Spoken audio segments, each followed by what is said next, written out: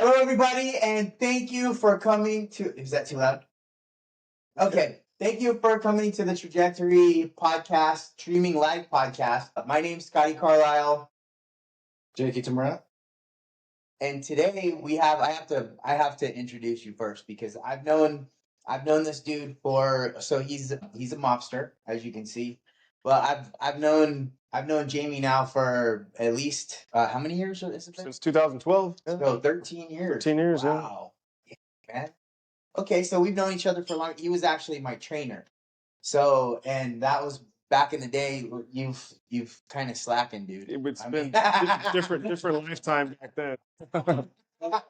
He looked Back in the day. I forgot he said not to mention too late now. But Jamie's been a good friend of mine also, and we've kept in touch. And I have a lot of respect for this man. He's done a lot of stuff, and he actually is going to be part of the book as well. And so we're going to get into your story, but there are things that I didn't even know about that you'd mentioned that I want to definitely talk about. Before we get into that, Jason, do we have any things that we want to mention out there as far as like what we're doing as far as with the brand? Yeah, I mean, well, first off, you mentioned the book. So yeah, we're on Important thing. Trajectory Volume 2. Number one was number one Amazon bestseller. So we're gonna In two categories. in two categories. So we're hoping to do the same, and we are gonna do the same on Volume 2. Still a little bit more time if anybody wants to get in at the last minute.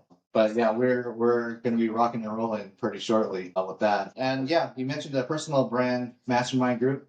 So, one of the ideas of Trajectory is to be able to amplify people's voices, people who have, something that's going to help others, to give them a platform where they can have a loudspeaker. That's one of the reasons for the book is also, if you have best-selling author behind your name, it's a lot easier to get invited on the podcast, to do things to get your name out there.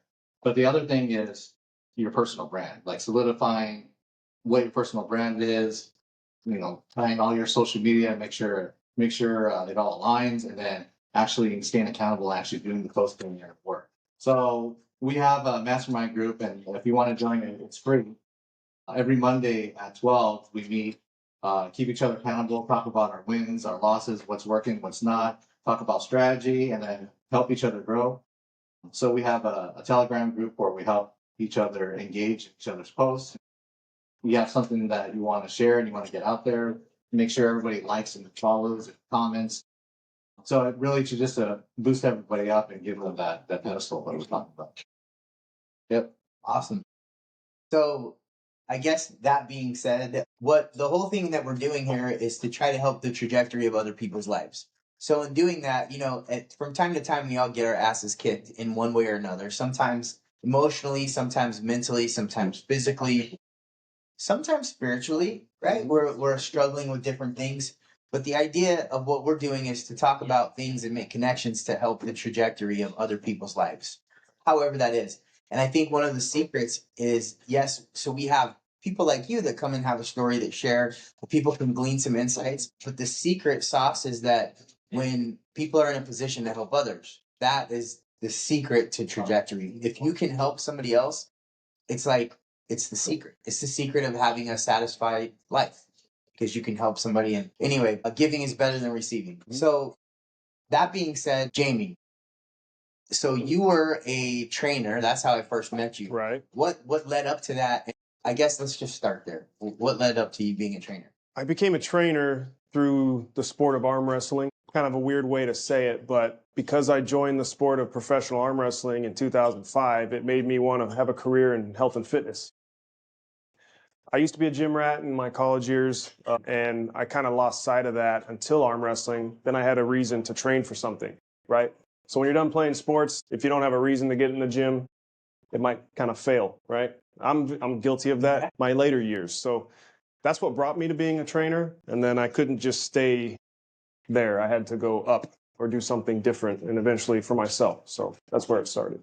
And then, but the very, what is your first issue with having adversity? That starts at age 3. And I detail it in the book. I actually had a stroke when I was 3 and was paralyzed. So I kind of joke around about stuff now, saying I was like the Forrest Gump, but smarter of Riverside. You know, I couldn't use my legs. And then I ended up doing some pretty cool stuff throughout my later years in life. You know, a restaurant. It's not Bubba Gump Shrimp, but it's a restaurant. Didn't meet the president, but I've met some pretty interesting people. So my life has been just filled with a bunch of different cool things that I've done, you know, and I've had that almost winning lottery ticket in business too, which is another slap in the face that I can detail in the book. But yeah, it's been an interesting journey. But my, I guess the way I was shaped was because of the stroke and not being able to do something. And when you're a kid, kids fall down, they get hurt, they get up, they keep going, right? But adults don't really do that. We kind of take things to heart. It's harder to bounce back from things. But, you know, when my mom tells a story of me paralyzed, all of a sudden just getting up and changing the channel, I don't know what they were watching, but I didn't want to watch it. So that began my journey to being the type of person that I am. And that's basically, you can't tell me I can't do something because I will do it. So that's where it started. How long was it until you can actually walk? I think it was about 6 months. Yeah. So, you know, being a 3-year-old, you don't really go too many places anyway, you know, so. Have you had any after effects of that? Not other than being slightly weaker on the left side of my body, which is why I'm a right-handed national arm wrestling champ, not left. But I excelled in every other sport, you know, soccer, basketball, football, track. So it didn't affect me like you would think. Are there any risks? Like, did they realize what actually happened? What was the diagnosis or what? You know, they don't know. Rumor has it the same doctor that treated me at Loma Linda is still working there. So maybe I can call him and ask him. I think he's just counseling now, but he's got to be pretty old. And, you know, this was 40 years ago. So basically, a lot of stories of people that have overcome certain things, it's because they got some kind of a major adversity, right? So I'd say that qualifies you for that. When did you decide that you were going to be a trainer, though? Probably from all my years in the gym business. No, sorry, in the gym when I was in college. If I wasn't enjoying the classes, I was in the gym.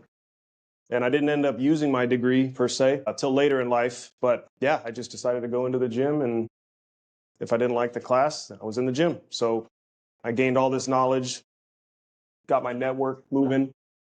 And then I ended up, you know, applying for a job as a trainer. And there was like 30 people on that application pool, and they chose me. You said you kind of got into it because of arm wrestling. How'd you get into arm wrestling, first of all? Arm wrestling started for me in the 80s. Yeah. And it's because of that Sylvester Stallone movie. Over the Top. Over the Top. Yeah, that's usually how a lot of us my age group started. The wide world of sports was pretty popular back then too. You know, you'd have arm wrestlers, arm wrestling, professional football players, things like that. So it was already on TV. It's just it wasn't really that mainstream other than that. But that movie did it for me. I was 6 years old and just started arm wrestling all my friends and then never looked back.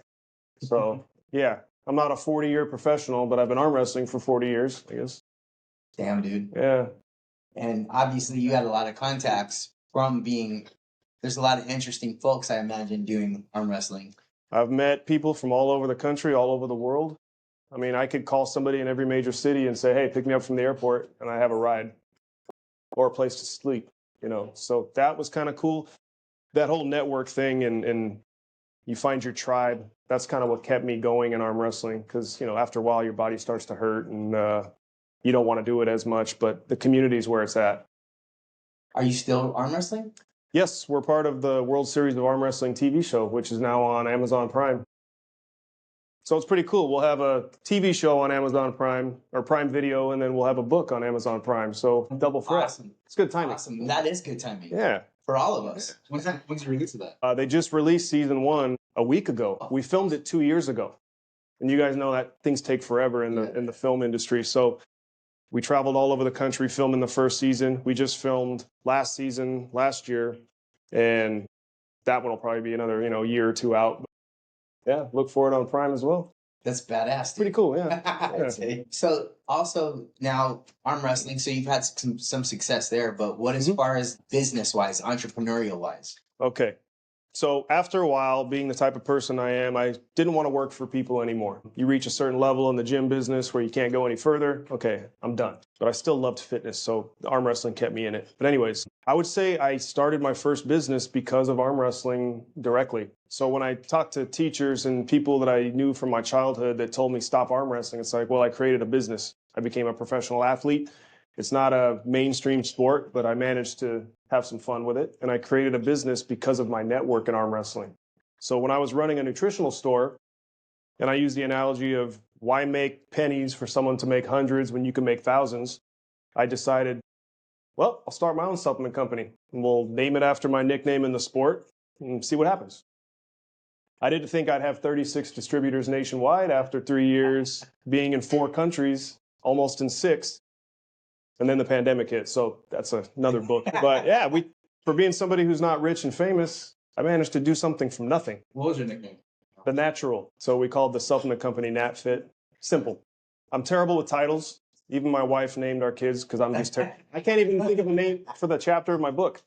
I'm still thinking about that. Like, what am I going to call it? Forrest Gump? Interesting. Yeah. So The Natural. The Natural. See, thank you. You get credit for that. Yeah. Thank you.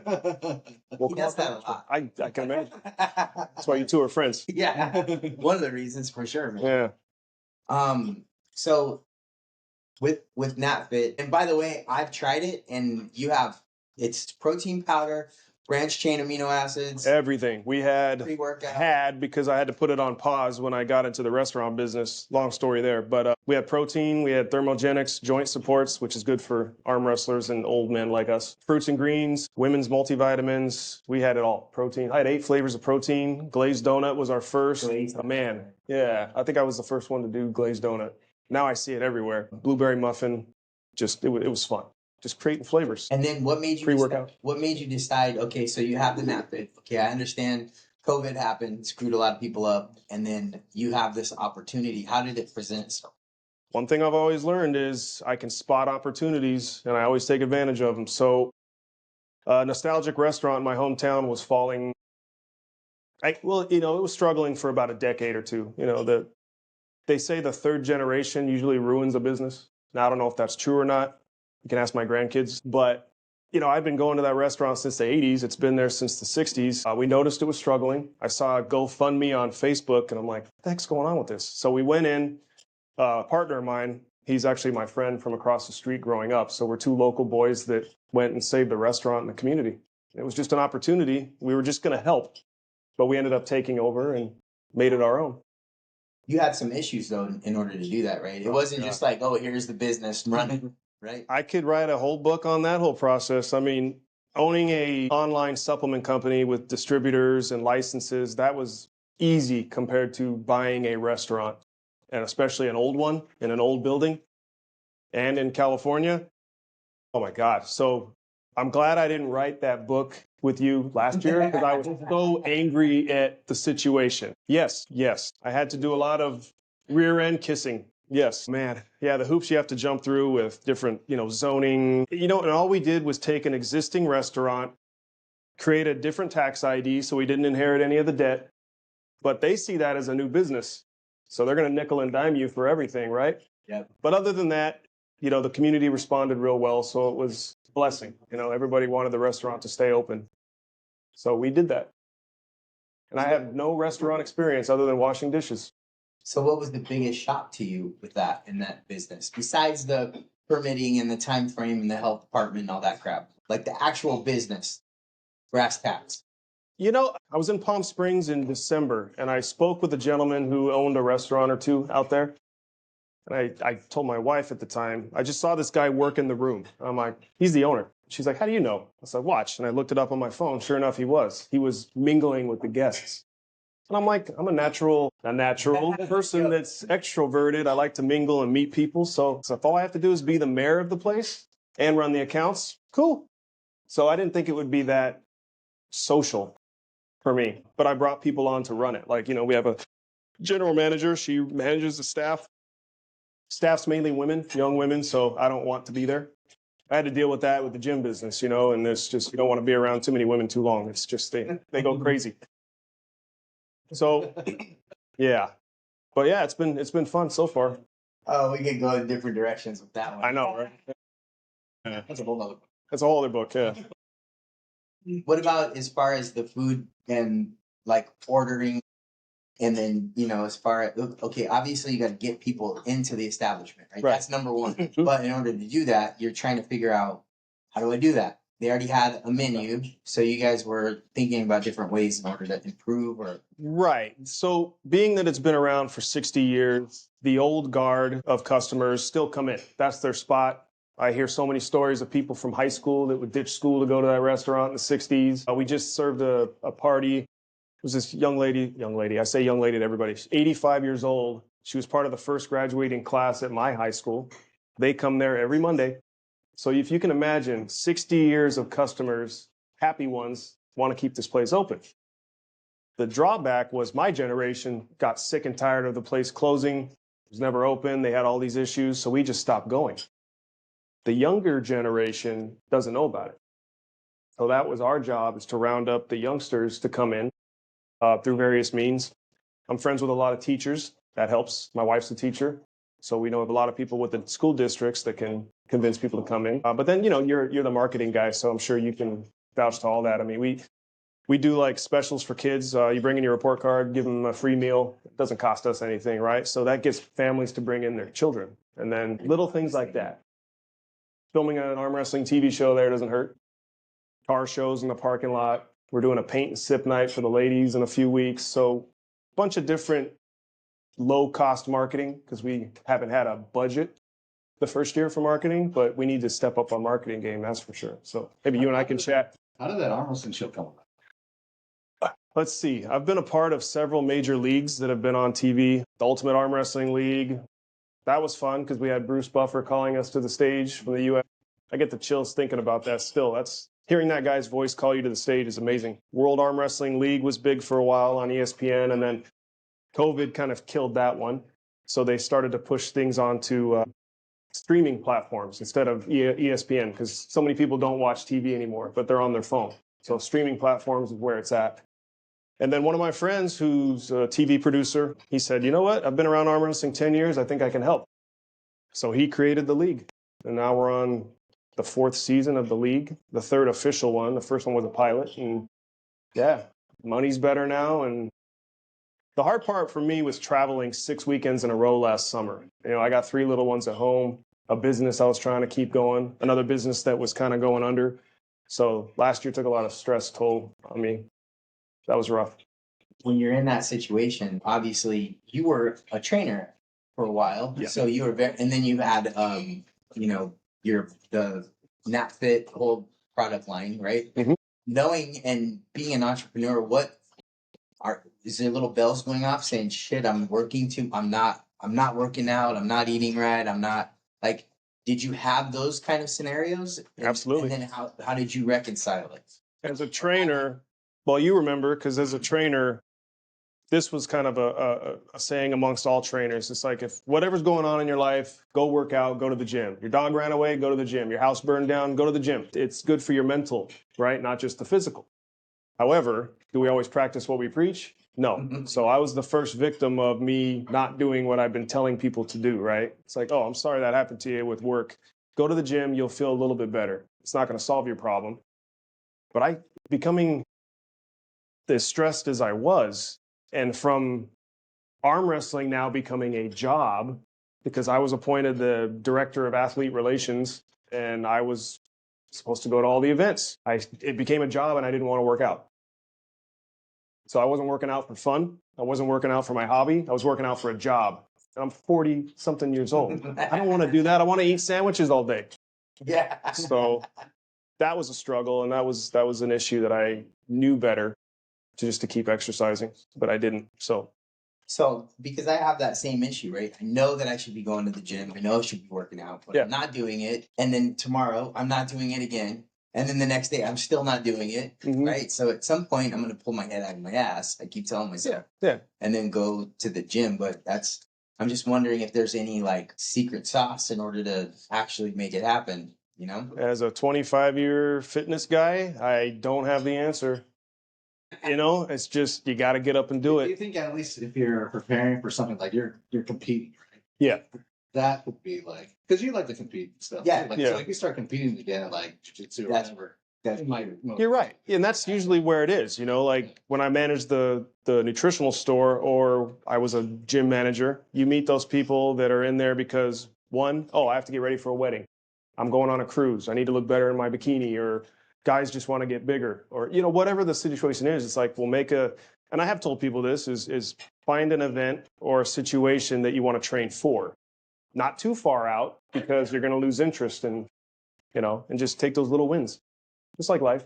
So I want to throw that out there. So what he just said is basically, if you want to get into better shape or whatever, is to find something that you want to work out for. So throwing it out to the crowd and whoever's listening, think about that for a second. What is it that we can do? Because I'm also telling that to myself. What can we think of that will give us an excuse to work out? Something that we can look forward to, something that is, whether it's a competition of some sort or,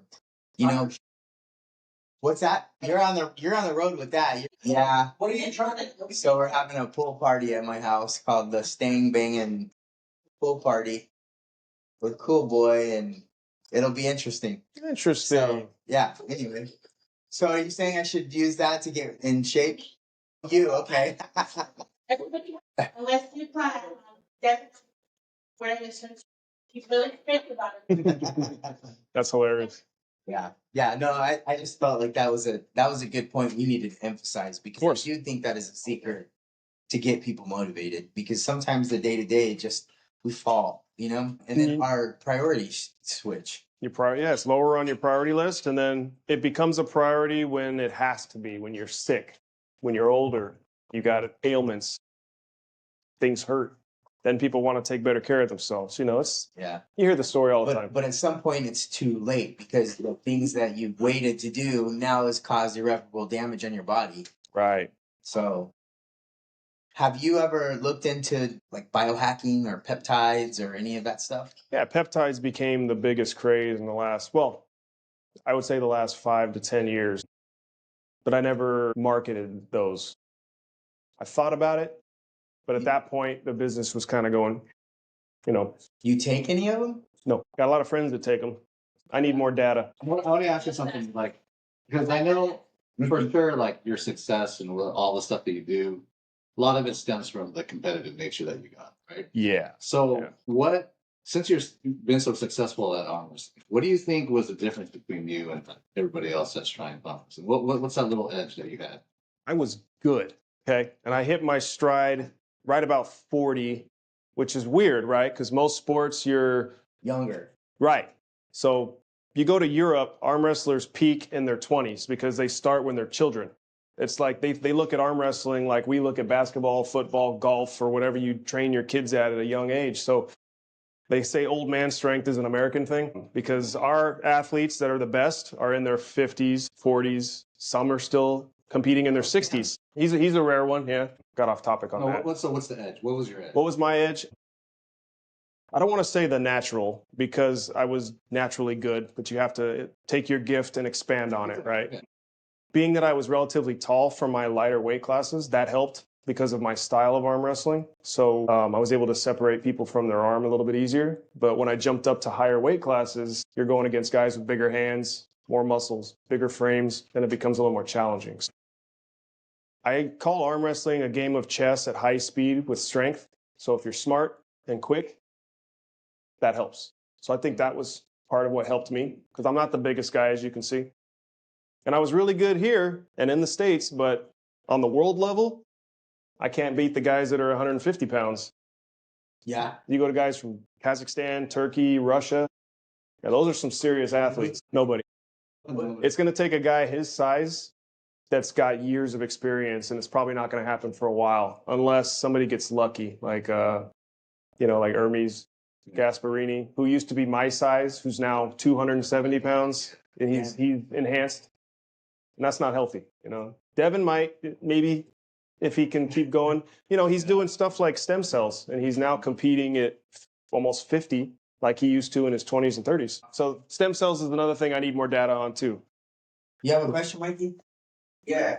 So I was just curious, do you are you willing to share a couple of strategies that you've come up with in this game that you use? You know what I mean?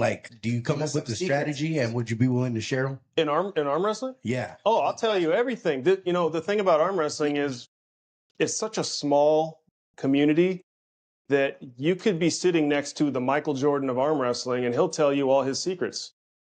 It's not like we keep it to ourselves. We want to show you what we're doing. Try to beat me. So absolutely, I tell people how to beat all their friends all the time. But then I give them the disclaimer that don't go get hurt now. You know? I called you. Remember when I called you that day? Because we had a Yes.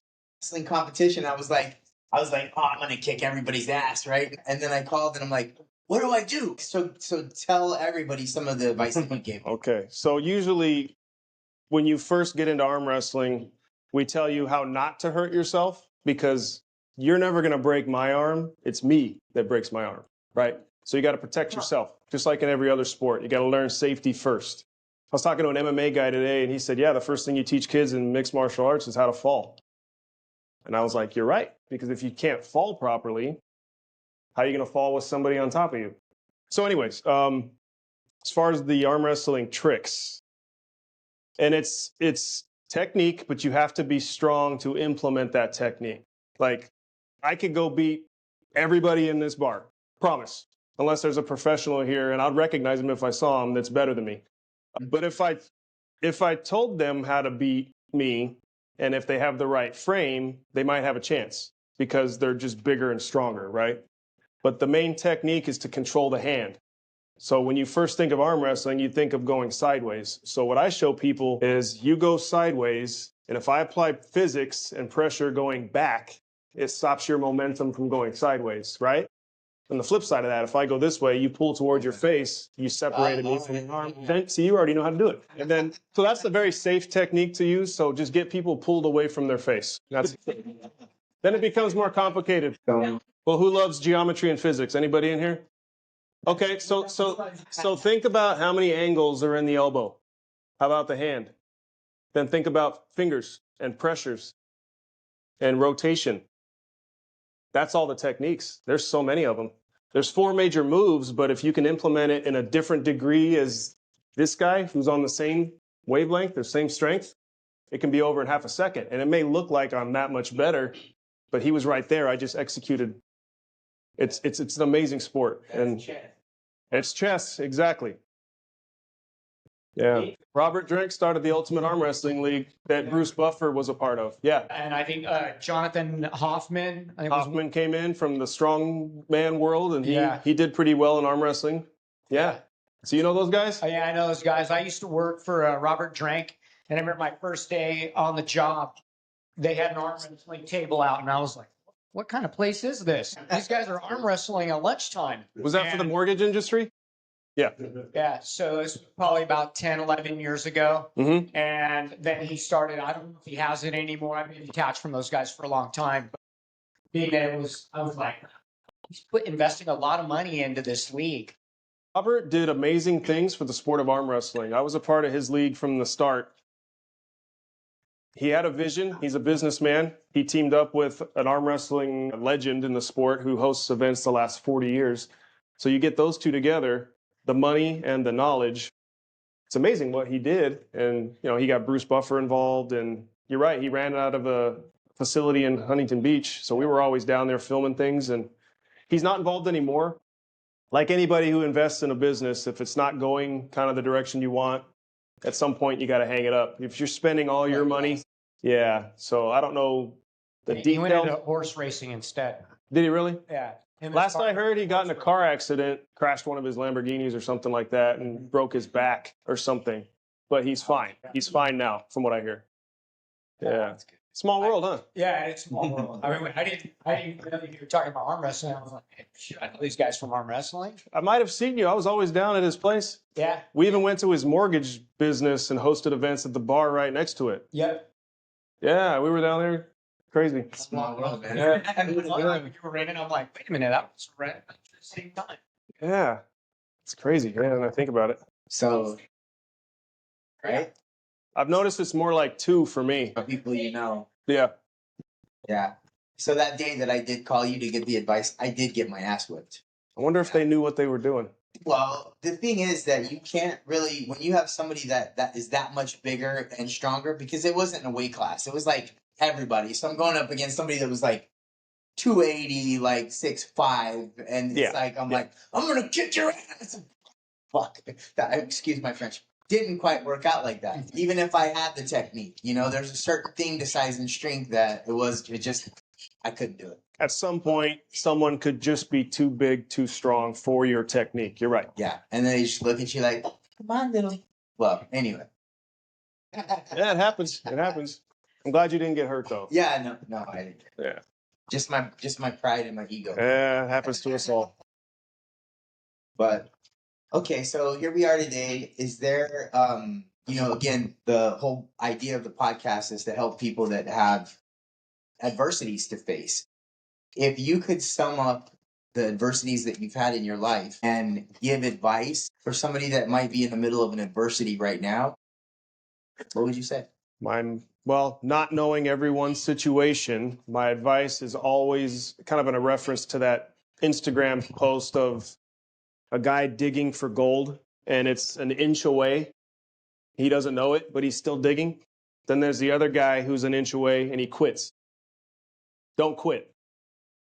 Of course, we hear that all the time from when we're young. Don't quit. But, unless it's becoming like a health, reason. But just keep at it and keep your eye on that prize, man. I had a winning lottery ticket in business. I think I told you about. I started a company with $160 business license. Flash forward 6 years later, I'm sitting in a $50 million mansion in Bel Air with a guy ready to invest in my company. And I shake the 24-year-old billionaire's hand. And funny because he called himself the Godfather too. Nah. You can actually look him up. He got busted for embezzling money. So anyways, the guy invested in my company. He said, all right, I'm going to give you some money for advertising, which I didn't have $30,000 to spend in advertising in one day. He did. So he invested in it. I was watching my website go bing, bing with orders. It's like, oh, this is great, but how do you keep this up if you don't have that kind of money to invest in advertising? Anyways, long story short, he was going to invest and buy into my company, and then he had to skip town. And now we know why he had to skip town, because he was getting investigated by the feds. So that was my lottery ticket, because I heard a rumor. A friend of mine asked him, so what are you going to do with Jamie? He said, let's start NatFit gyms. And my buddy said, yeah, let's start a NatFit gym. And he said, no, I want to start 100 NatFit gyms. Damn. So that was my lottery ticket for business. And it took me a while to process all that, how it was kind of like not meant to be. But then the restaurant thing popped up and I'm like, well, here's another endeavor. Let me go dive into that. But if you're that close to that kind of success, and then it's kind of like yanked away, that took a lot of stress on my ego. But it's amazing what you can do. And I never gave up after that. I just kept going. I had to put that business on pause just because we didn't want to lose any more money, and then focus on the restaurant. But I haven't quit at business. That's where I was going with this. Still keep going, because those punches are coming. Yep. There's a book, From Good to Great. I don't remember the author's name, but basically they do research on the top 100 companies, and a lot of data of companies that have made it really big. And they've looked at different market factors and different team factors and the founders. And what they found is that, sometimes luck is a huge part of the equation. Of course. Because you can have a perfect team that kicks ass, that knows everything. You can have everything is looking as if it's going to pop off, and then all of a sudden it doesn't. And because there's something that just happens. And, so a lot of the companies that are truly, really successful, a lot of that has to do with luck. Mm-hmm. So I think people out there that are trying to be entrepreneurs, that are trying to hustle, that are kicking their ass, that are staying up, that are working later than everyone else, sometimes you look back and you're like, why have I not had success? Because I've put all these hours, I've spent all this money, I've almost gone broke trying to do everything I could. And then what do I got to show for it? Not a damn thing. There are a lot of people. I've been in that boat myself. Guilty. Yeah. So I think the mindset does have a lot to do with it, but it's not just because if you have the right mindset, you're going to make it and you're going to be successful. No, it's a survival mechanism. You have to have the right mindset, because when things happen, which they will, you're going to get your ass kicked. Mm-hmm. But if you have the right mindset, you can take that Learn data and then you can turn it into some. You can be skill skin. Right. Still skin. Still skill. Yeah. Say it 5 times. I can't even say it once. No, you're absolutely right. I mean, we all know people who work really, really hard that will never make it. And you're right. Luck is a huge part of it. Yeah. And Huge part of it. And I think we just, yeah. Hi, Marissa. I was going to say, when you were saying that, I was like feeling this thing. It's control. It's control. The feeling of giving up what could be of control and like really taking that extra like push. Like, you know, when you're running a mile, well, maybe you guys don't know. I was very heavy growing up. Well, heavier than the other kids anyway. Maybe not too big. Mikey would know. We grew up together. But I know that it was harder for me to do it, right? But I didn't push myself to excel, to push my body past its limits till I got kind of grown. And I was like, that felt powerful because my mom always made me try to make my life comfortable. I was spoiled rotten, but it didn't help me. See what I mean? So my point is push of, I'm not in control of, pretty much we're all going to die. Like that's how I feel. Every day, everybody has to die at some point. What are we doing with ourselves? What are we doing with ourselves? That's what I respect, right? What are we doing with ourselves? And some of us, if you look around, it's a lot of pain and we're not doing much and people are judging us and we're begging for money and we're selling our bodies and different things. Okay? But there's also people that maybe not struggle in that area, yet they're miserable because they don't connect to their wives when they go home. It's a secret. Know what I mean?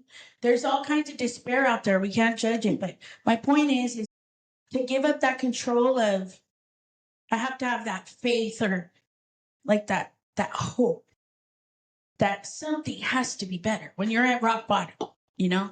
And something just happens.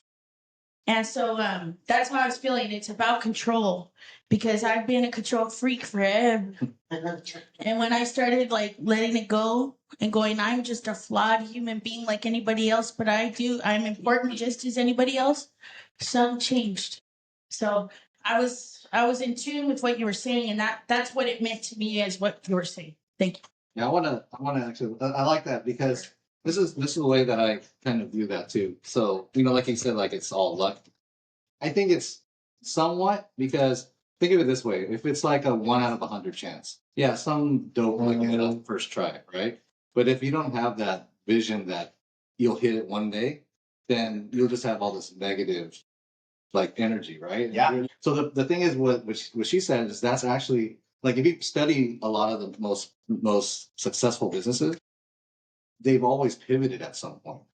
So the thing is, if you have that positive outlook, like something good's going to happen, you're open to opportunity. You see the opening and you go for the opening. Yeah. If you have that all like, I have bad luck, this is going to fail, then you're still closed off on your idea. Like I'm doing this, it's not working. Like Instagram, it wasn't what it was supposed to be. Amazon's not what it was supposed to be. Like all these things happened because they knew it was going to be something. They didn't know what, but they just had that faith. So when they saw the opportunities, they were able to move them, adapt and flow. I like that. Yeah. You're right. Yeah. Military saying improvise, adapt, and overcome. Success is helping others come. I- As long as you do that, God will let you stay with your success. That's another thing. Yeah, I agree. In both my businesses, the first one, I provided opportunities for average people across the country to jump on board for low cost, low risk. I took all the risk, and they get to do something as a side hustle for their family. And some of them did very well. So I took pride in that I was able to work hard and provide that for 36 people in the country, people in other parts of the world too.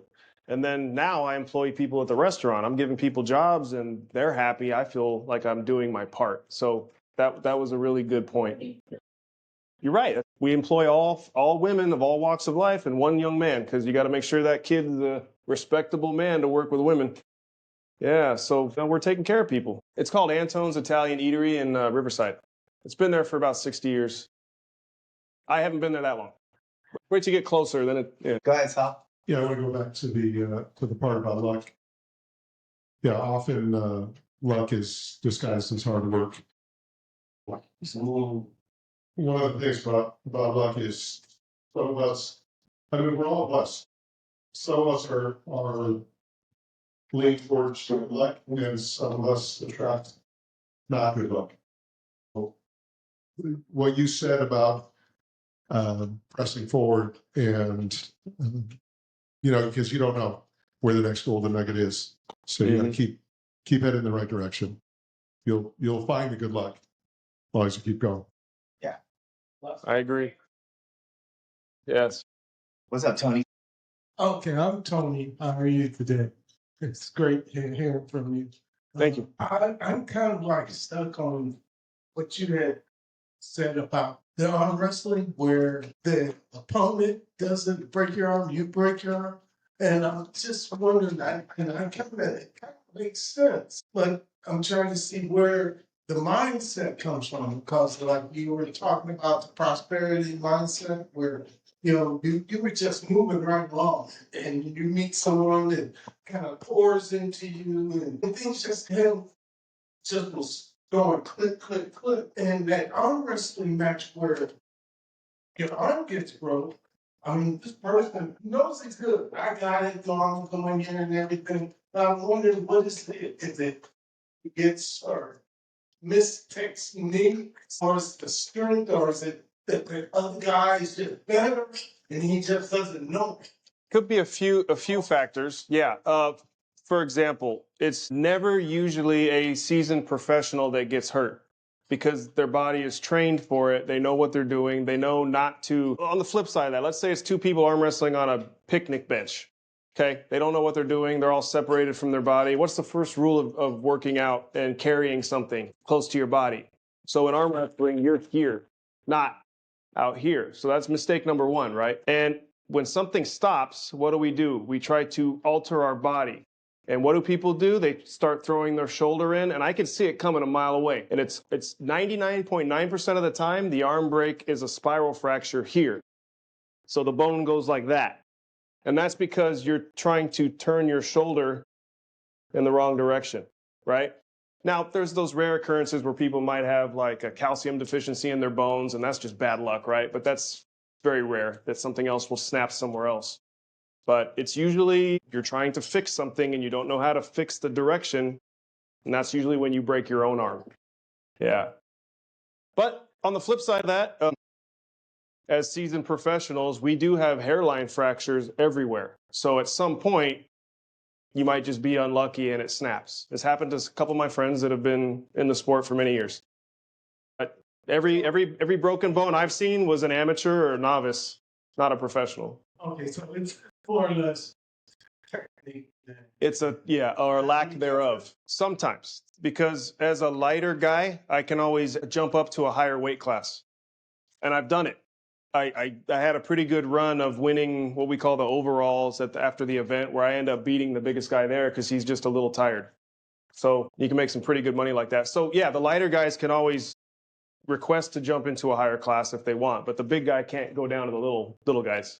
But if I'm a little guy and I want to pick on one of the big guys or try, absolutely. Yeah, it's pretty fun. I'd have to say this was a pretty good podcast. I don't know if you guys have any other questions, Naomi? Not a question. I just wanted to say I completely admire you, and everything that you've done and accomplished throughout all those years has been quite commendable. So I'm really excited that we got an opportunity to meet you. You're amazing. Thank you. I appreciate that. What's up, Kanasi? No, but what I really wanted to say was I like how you said how don't give up, keep on achieving your dreams no matter what. Because I know I failed so many times and I felt like giving up. And so that gave me a lot of motivation. And so I just want to say thank you, and you really inspired me. My pleasure. Thank you. Mine's a two-parter. Okay, so with the bones and how the other thing breaks or whatever, it reminded me of at Thanksgiving, the turkey bone, and how the trick is, I'm going to give away my mom's secrets, but she said, don't pull, you hold it. Let the other person pull. She's right. And every time you'll win the wishbone. So, and then the second part was... You're using the noggin. Good job. You did. Let's make this interesting. Number 2 is, did you used to work at LA Fitness? I've worked for every major gym franchise somewhere. That's Twen- what I think I know. 24-hour fitness, LA Fitness, Crunch, UFC gym. Okay. So when it used to be off 6th Street and we had water aerobics outside under the hot sun, like old school. Yep, I did spend the first several years of my life in the gym, the business. Yeah. Thank you. You know, I also will say, because, you know, we're all trying to do things, and I'm a yes man. So, like, yeah, I can do that. Sure, I'll do that. No problem. I can try that. I'm guilty of this. I forget what I've done. So when I sit back and think of the things that I've done, I'm like, dang, I've done some pretty cool shit in my life, right? I mean, I was on a game show for smart kids when I was 11. That's where my first TV appearance was. And I still need to find that footage. I don't know. I took a test. I don't even remember what my IQ was, but I got to find that because I had glasses on and I had really curly hair, if you guys can believe it. So I'll have to find that and I'll send it to everybody. Yeah. But anyways, I think that's a good point is, you know, we do have things that we fail at instead of looking at the independent successes that we have in all those failures. Typically, there's a lot more failure that comes along than our successes, but we do have to remind ourselves of those stepping stones in between everything. I think that's probably one of the biggest things that we miss as people. I mean, I know because you brought it up, I myself, you know, I tend to fall back on all my failures and I tend to forget until I have these moments of going, oh, you know what? Actually, I was good at that. I mean, I did do that good. I need to remind myself, give myself a pat on the back. yes. And, you know, I don't suck that bad. Yeah, it is. Because the world says that's bragging when we clap for ourselves. That's sad, right? Yeah, it is. Yeah, that's terrible. We clap for ourselves the most. We have to love ourselves first before we can pour it out on others. Yeah. We're hard on ourselves because certain people look to us to be up all the time. And if you're not always up or winning, you know, it takes its toll on you, but we're human too, right? Yes. Yes. No, you know, I there's a lot of the arm wrestling, there's a lot of the fitness business, the restaurant business, the stroke that I had, all that's in the book. Yes. Yeah. I had to Give us a little insight there. Yeah. So you guys will already know some of that stuff that's coming. Yeah. So, anybody else out there? My biggest takeaway from this whole thing that I'm really feeling right now is that at the end of the day, the most important thing for success is that you have to show up. You have to show up. You have to show up for yourself, for your family, for your partners, for your employees, for your other employees, for your peers. You have to show up if you want to be successful, because it's in the presence that the things happen that you can learn from. And that if you're staying at home, if you're on the couch, if you're not getting your freaking ass up and out, then you will never experience that thing that you need. And so the fact that you showed up here tonight, that you came here when I was like, hey, do you want, and you're like, yeah, let's do it. Like right away, it was like a gut response, right? That's the reason that you've had success, that you've been, yes, in failures, absolutely. But we learn through the failures and that we thrive through the triumphs, right? Yeah. And so, but you can't have that unless you show up. The fact that you guys are here tonight is also a testament to that, because we will learn more than somebody that's not here, you know? And so I guess I just want to let you know I appreciate you. I appreciate the fact that you're here, that you're supporting us, right? Because nobody can do this alone. We need you. We need you to be part of this. If anybody's listening out there, we need you to be here too, because your engagement, your idea, your presence can help somebody that needs it. And sometimes people are depressed and they're in a depression because they feel like they're worthless. You're not worthless. You're given things, you're blessed with things that you can, sometimes you don't know about until you can give it to somebody else. So we're beating ourselves up until we're in a position that we can show somebody else, hey, look, this is what I learned from this. Do this, check this out. Let me help you in this situation. And if you can put yourself in that shoe, you're just going to help everybody. And we need you. We need people that are going to do that. That's what Trajectory is all about. It's not about just having somebody that knows everything that comes in that's so successful. Look at me, I'm so successful. No, fuck you. It's not like that. Nobody's like that in life. If you are, fuck you. And I'm just saying that. I'm just saying it because you're full of shit. And I'm only being as real as I can to myself, because there are people out there that do posture like that, that all they've ever had is success. And I think that that is doing a disservice for anybody else. And I think it's especially them, because they're missing out on a huge opportunity to help somebody else that is in the trenches, that is actually struggling. And if you have that ability to help somebody that's actually struggling and you lift them up, there's nothing better in life than that. But if you're just like, you're never going to experience that. Right. So I think that it's cool that you're here, that you can be humble, that you're telling everybody about the failures that you've had, and that you're just straight up, man. And that's why I liked you. That's why I liked you when you're a trainer, because you're just straight up. Like, this is gonna kick your ass, but you're gonna toughen up and you're gonna make it happen, right? Yep. You're just very straightforward and very humble. And I appreciate you being here. I appreciate all of you guys for being here. I appreciate you for being here too and making all this shit happen. None of this would also happen without you as well. So I just love all you motherfuckers. One final thing. So you don't have to go through the whole story. Just recite what move means, because there's a lot of synchronicities and common ground on what we're actually, our mantra for trajectory is now move. But let everybody know what it stands for.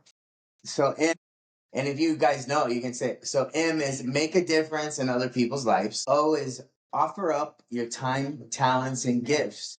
V is find victory in the small things. And then E is encourage others. And that's what you're doing here. That's what we're doing here. Yep. That's what it's all about. When Scotty calls you, you just say, whose car are we taking? I did the Move podcast with Scotty, and here I am today. He asked me, you want to come do it? Yes, I'll be there.